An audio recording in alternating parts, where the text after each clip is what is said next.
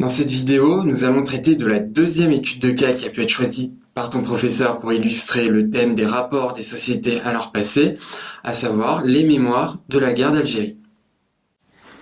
Dans la vidéo d'introduction, nous avions vu que la mémoire d'un événement est toujours plurielle, c'est-à-dire qu'il existe autant de mémoires sur un événement qu'il existe de groupes nationaux, de groupes ethniques, de groupes sociaux.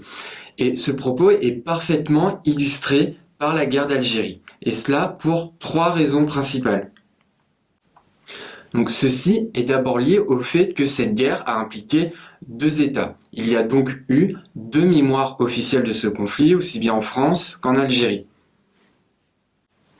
Ensuite, pendant la période coloniale, la société algérienne était une société diversifiée, c'est-à-dire composée de différents groupes, que ce soit des colons français ou européens, ou des populations arabo-musulmanes, qui ont eu donc des positions différentes pendant la guerre d'Algérie, et qui ont donc eu finalement des mémoires différentes de ce conflit.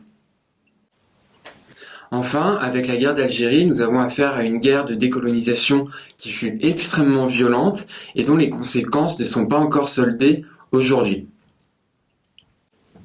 Donc face à ces constats, on peut se demander comment les historiens se sont positionnés face à ces mémoires extrêmement vives et parfois douloureuses. Nous allons essayer de répondre à cette question à travers un sujet type de dissertation, les historiens et les mémoires de la guerre d'Algérie.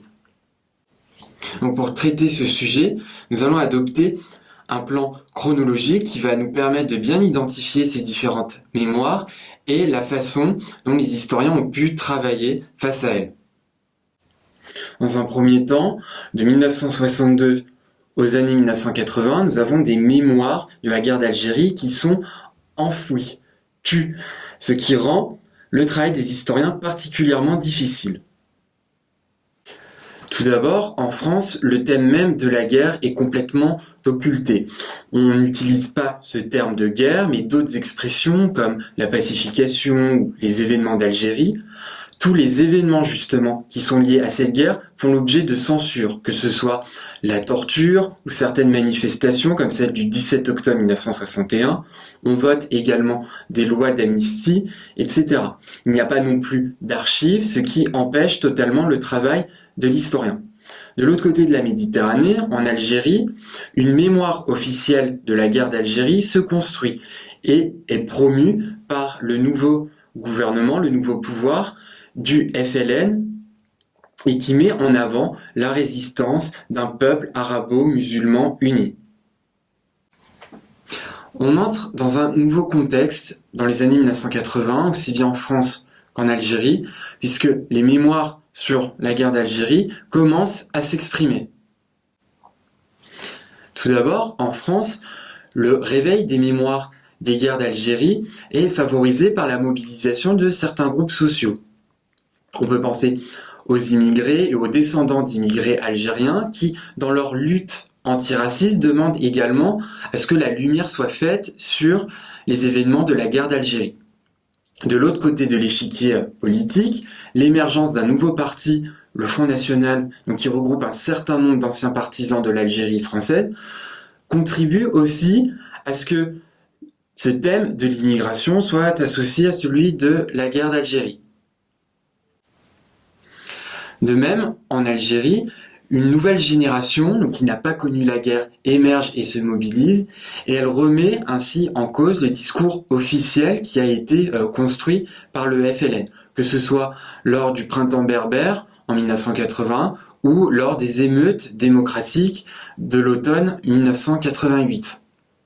Enfin, depuis les années 1990, nous sommes véritablement rentrés dans le temps de l'histoire avec la publication des premiers travaux d'histoire objective sur la guerre d'Algérie et dans une période où on tente de construire une mémoire collective, partagée de la guerre d'Algérie.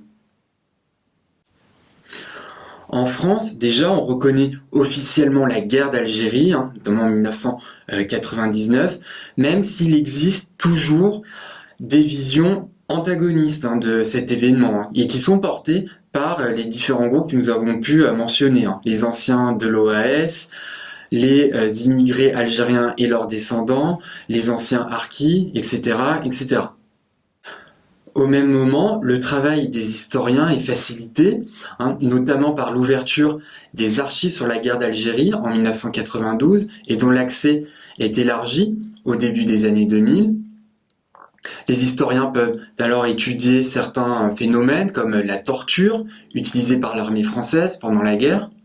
Cependant, le travail des historiens est toujours perturbé par des enjeux mémoriels, comme lors du vote en 2005 de la loi qui reconnaît le rôle soi-disant positif de la colonisation française, une loi qui a été poussée notamment par les anciens de l'Algérie française. À l'inverse, en Algérie, avec la fin de la guerre civile au début des années 2000, le pouvoir reprend un discours officiel sur la guerre d'Algérie dans l'espoir de faire oublier les violences de cette guerre civile et d'unir à nouveau le peuple algérien contre un ennemi commun, l'ancien colonisateur français.